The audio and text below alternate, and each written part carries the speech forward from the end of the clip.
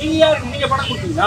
நீங்க பணம் கொடுத்தீங்களா? கம்பெனி கொடுத்தா கம்பெனி வேலைக்கு வச்சிருக்கா கம்பெனி என்ன சொல்லுது? அப்ப நான் அதே நீங்க சொல்ற மாதிரி அதே சொல்றேங்க.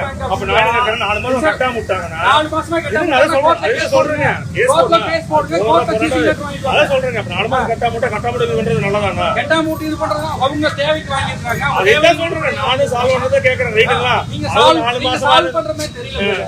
எப்படி சரியா போவாங்க? வீட்டுக்கு முன்னாடி நான் பணம் கொடுத்தா தான் போவேன் உட்காரதா சட்டம்.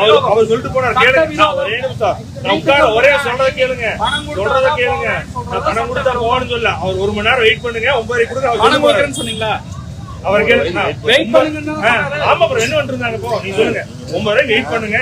வீட்ல வெயிட் பண்ணாதீங்க. கஸ்டமர் இங்க நிக்க சொல்லுங்க. அப்படிலாம் நிக்க வைக்கணும்னு அவசியம் கிடையாதுங்க. உங்ககிட்ட பணம் வாங்கிட்டு அவங்க அடிமை கிடையாது. நாங்க அடிமையில பண்ணியா? அடிமை பண்ணி வேற என்ன பண்றீங்க? வேற என்ன பண்றீங்க? வேற என்ன பண்ணாங்க? அவர் யார் ஆக்சுவலா? அவர் யார்? கம்யூனிஸ்ட் ஸ்டாஃப் தாங்க. கம்பெனி ஸ்டாஃப்க்கு என்னங்க அதிகாரம்?